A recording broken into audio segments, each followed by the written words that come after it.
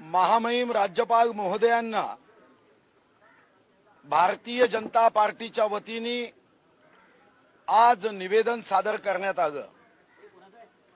राज्यामध्ये असणारी अस्थिर परिस्थिती,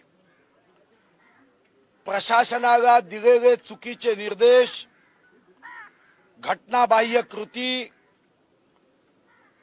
केंद्र सरकारचे कायदे मानण्यासाठी दिलेला नकार, कोरोनाच्या संकटामध्ये जगामध्ये नियंत्रण करण्याचा प्रयत्न होत असताना इथं मात्र फक्त भाषण देऊन कोरोनाला बंदोबस्त करण्याचा असफल प्रयत्न, भ्रष्टाचार पराकोटीला पोहोचला, पोलीस विभागांना कायदा व सुव्यवस्थेचं संरक्षण करण्याच्या साठी वापरण्याच्या ऐवजी आपला पक्ष मजबूत करण्यासाठी भ्रष्टाचाराच्या माध्यमातून खंडणी वसूल करण्यासाठी वापरणे, असे 100च्या वरती प्रकरण आम्ही महामहिम राज्यपाल महोदयांना दिलेत।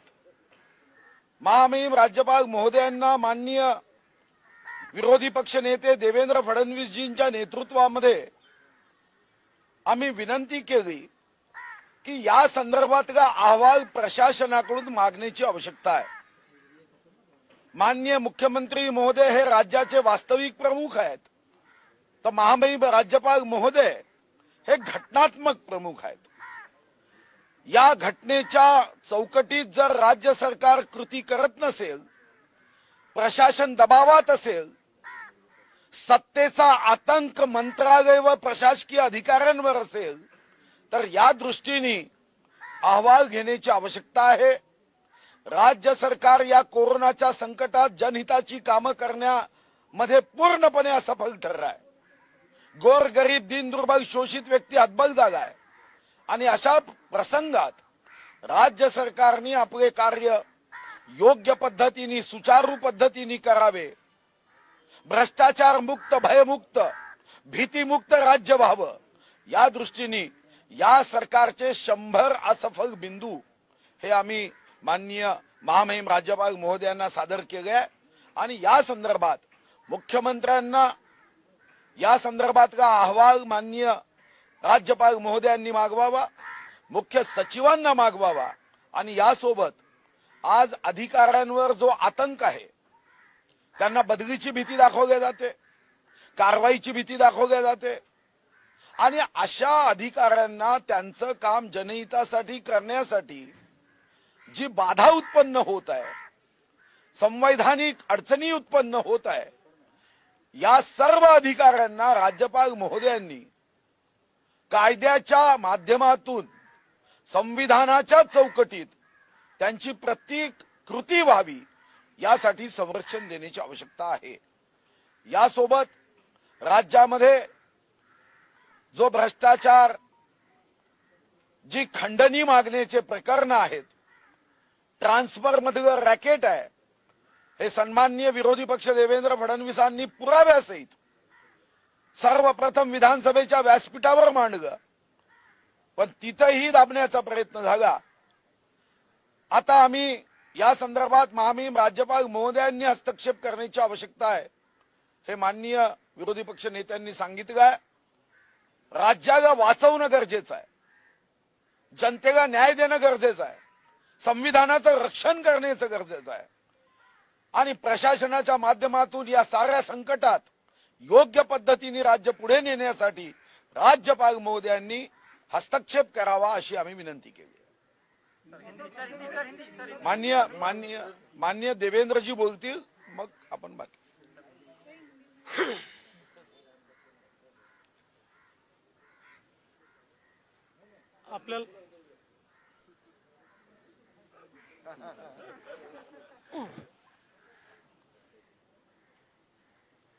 आपल्याला कल्पना आहे की ज्या प्रकारच्या घटना गेल्या काही दिवसात बाहेर येत आहेत हे अत्यंत चिंताजनक आहे.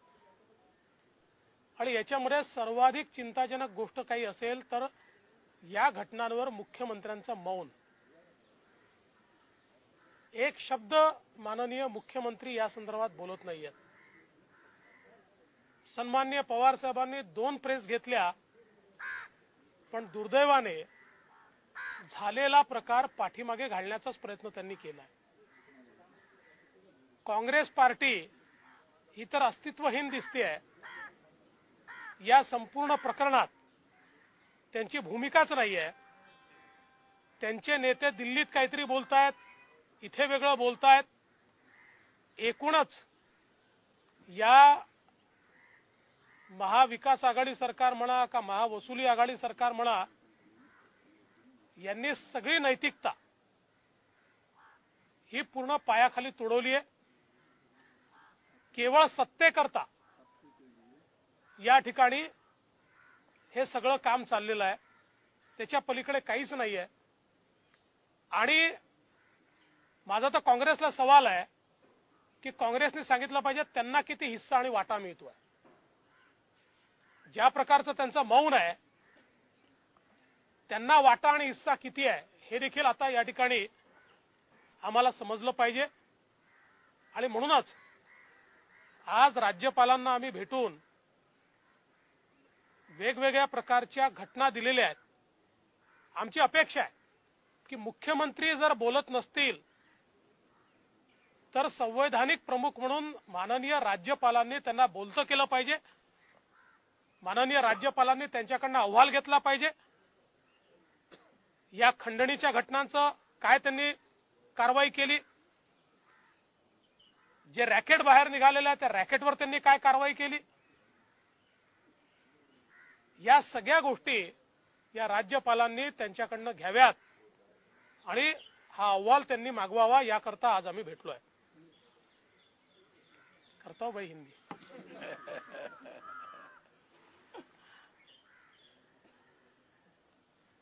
महाराष्ट्र में जिस प्रकार की घटनाएं हो रही है, चाहे पैसे की उगाही की घटना हो या ट्रांसफर्स का रैकेट हो, ये सारी घटनाएं दुखदाई है, आश्चर्यचकित और अचंभित करने वाली इस प्रकार की ये सारी घटनाएं महाराष्ट्र में हो रही है. किंतु इसमें सबसे आश्चर्य की बात अगर कोई है तो वो है मुख्यमंत्री जी का मौन. इतनी सारी घटनाएं होने के बावजूद महाराष्ट्र के मुख्यमंत्री जी ने उसके ऊपर एक बयान भी नहीं दिया. पवार साहब ने 2 प्रेस ली, किंतु जो मंत्री है उनको केवल बचाने का प्रयास पवार साहब ने किया. पवार साहब ने कहा कि मूल घटना की ओर देखिए, मूल घटना तो देखनी पड़ेगी, पर मूल घटना के आड़े आप भ्रष्टाचार को नहीं छिपा सकते.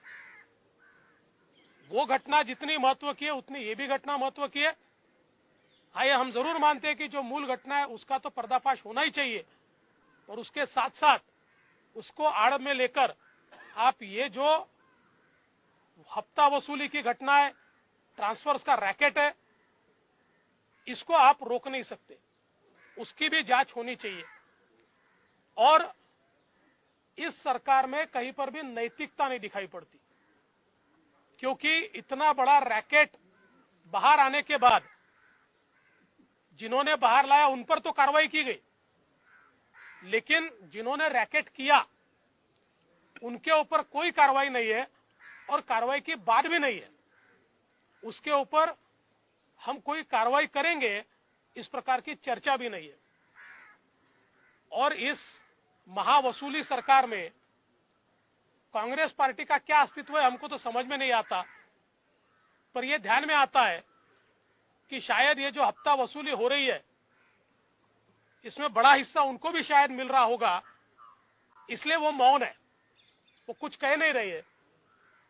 और इसलिए हम उनको भी पूछना चाहते हैं कि भाई आप भी बता दीजिए कि आपकी जितनी सत्ता में हिस्सेदारी क्या उतनी हफ्ते में हिस्सेदारी है? कुल मिलाकर इस सरकार ने पूरी तरीके से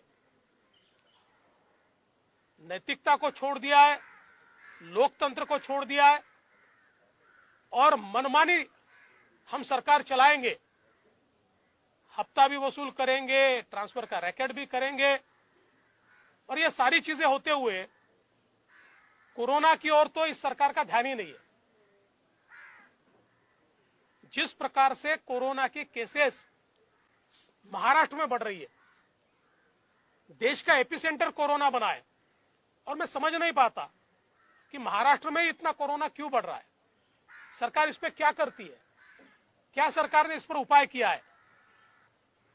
मुझे लगता है ये भाषण देने की बात नहीं है, एक्ट करने की बात है और इसलिए राज्यपाल जी को हमने ये कहा है, हमारे सुधीर भाऊ मुनगंटीवार जी ने 100 घटनाएं राज्यपाल जी के ध्यान में लाकर दी है कि जिसमें सरकार ने संवैधानिक जिम्मेवारी का पालन नहीं किया है और राज्यपाल जी से हमने इतनी ही मांग की है कि चूंकि मुख्यमंत्री भी बोलते नहीं है, सरकार भी ठीक चल नहीं रही है, ऐसे समय कम से कम मुख्यमंत्री जी को आप इसके ऊपर रिपोर्ट मांगिए। राज्यपाल जी को अधिकार है कि आपने हफ्ता वसूली पर क्या एक्शन लिया, आपने ट्रांसफर रैकेट पर क्या एक्शन लिया, कोरोना के ऊपर आपने क्या एक्शन लिया, ये सारा रिपोर्ट ये मांगा जाए। इस प्रकार का निवेदन हमने माननीय राज्यपाल जी को दिया है। दिल्लीमध्ये जो अहवाल तुम्ही दिला होता त्या अहवालामध्ये काहीही दम नाही, ती भिजलेली लवंगी फटाका आहे अशा प्रकारची टीका संजय राऊत यांनी केली। राज्यपाल चूंकि बीजेपी के कार्यकर्ता हैं इसलिए काल जो अहवाल मी दिलेला आहे तो लवंगी फटाका आहे की ॲटम बॉम्ब आहे हे लवकरच लक्षात येईल। एवढे का घाबरले? जर तो लवंगी फटाका होता तर 25 ऑगस्ट पासनं तो दाबून का ठेवला?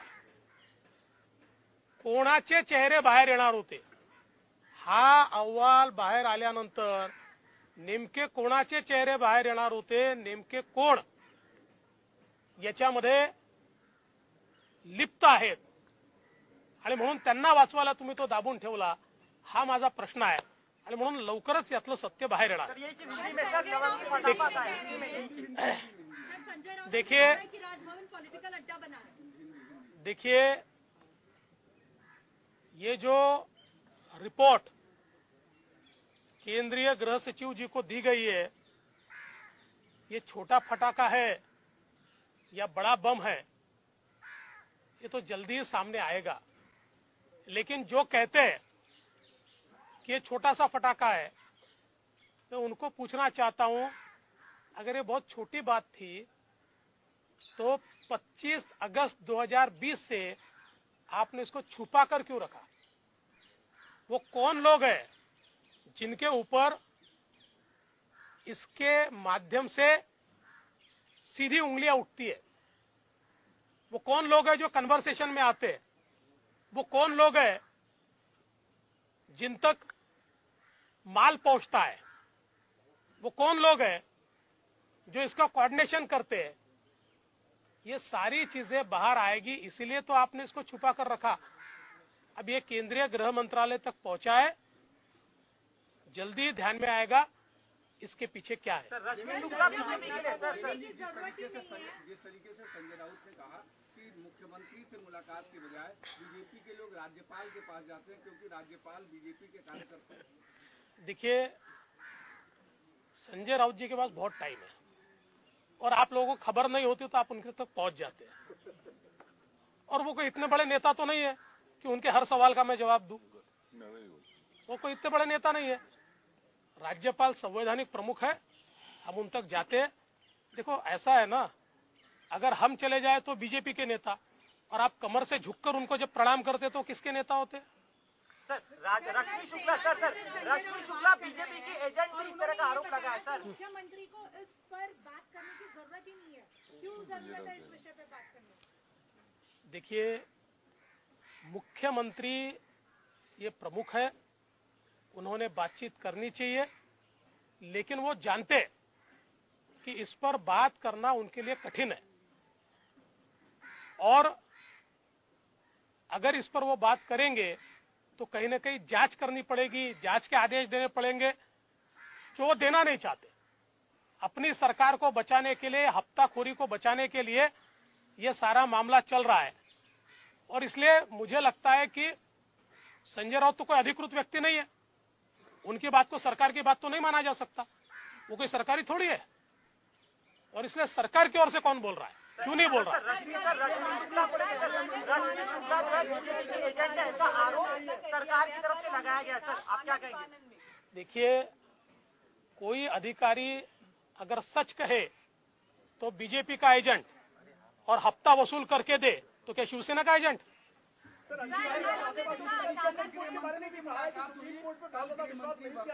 हाँ, सुप्रीम कोर्ट में बहुत ज्यादा विश्वास नहीं किया जा सकता। रंजन गोगोई को कोर्ट कर रहे हैं वो, तो उन्होंने कहा कि वहाँ न्याय नहीं मिलता है। किसने कहा? कोर्ट पर भी सवाल उठाया है किसने? संजय राउत ने। छोड़ दिए, कौन है भाई वो? काँग्रेसची कोई इतने बड़े आदमी थोड़ी है। काँग्रेसची काल बैठक झाली, यामध्ये एक बातमी अशी समोर येते की काही नेत्यांचा याला विरोध आहे, पण भूमिका मात्र कुठं घेताना दिसत नाहीत। एक मिनिटभरात काँग्रेसची अरे भैया, चोर चोर मौसेरे भाई हे सगळे एकत्रित आहेत, हे फक्त बातम्या सोडतात की काँग्रेसच्या बैठकीत चिंता जाहीर केली, सगळ्या हप्ता वसुलीत सगळे सोबत आहेत।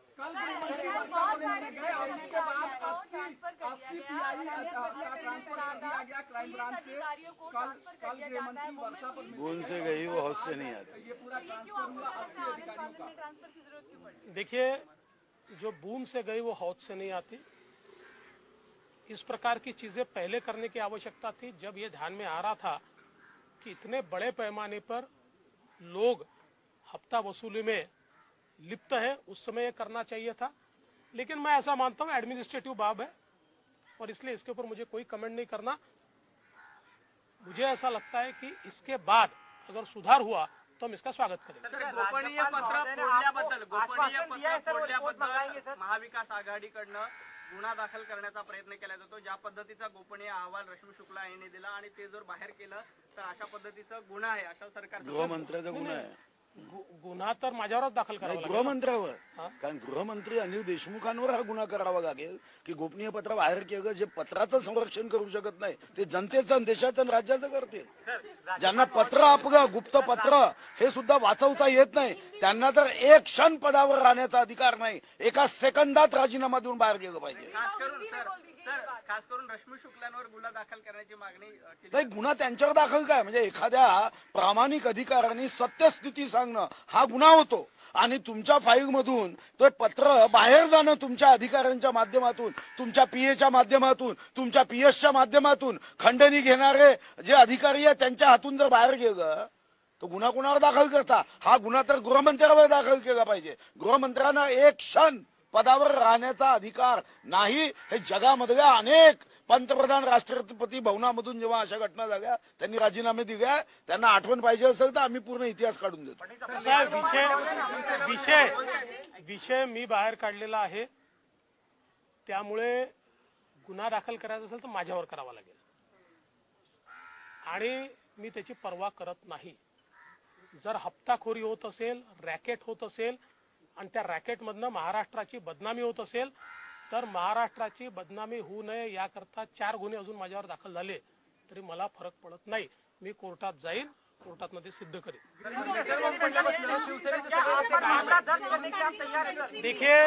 देखिए, कोई भी इस मामले में एफआईआर भी दर्ज हुआ तो मैं उसकी परवाह नहीं करता।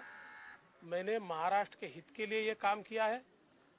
जो एक प्रकार से गुनाह हुआ था और उस गुनाह को छुपाया गया था, 25/8 को रिपोर्ट जाने के बाद कॉग्निजेबल ऑफेंस हुआ था और उस कॉग्निजेबल ऑफेंस को छुपाने का काम इस सरकार ने किया था। उसको अगर मैंने उजागर किया है और महाराष्ट्र की प्रतिष्ठा को बचाने का काम किया, ये अगर गुनाह है तो ऐसे 4 गुनाह मैं और करूंगा और मैं कैसे सही हूं कि मैं न्यायालय में जाकर बताऊंगा। लेटर बॉम्ब पडल्यापासून शिवसेनेचे सगळे नेते गायब आहेत, परत कुणीच भूमिका घेत नाहीये। गुन्हे उघडकीस यायला लागले तर शिवसेना गायब झाली का? There is a call on strong backing by NCP for Anil Deshmukh. So many days देखिए इसमें बहुत स्पष्ट रूप से दिखता है कि ये तीनों जानते थे इस प्रकार की हफ्ताखोरी हो रही है। ये तीनों पार्टियों को पता है कि इसमें का सत्य बाहर आया तो तीनों का चेहरा खुला हो जाएगा, इसलिए वो उनको बैक कर रहे हैं। सर मनसुख हत्या प्रकरण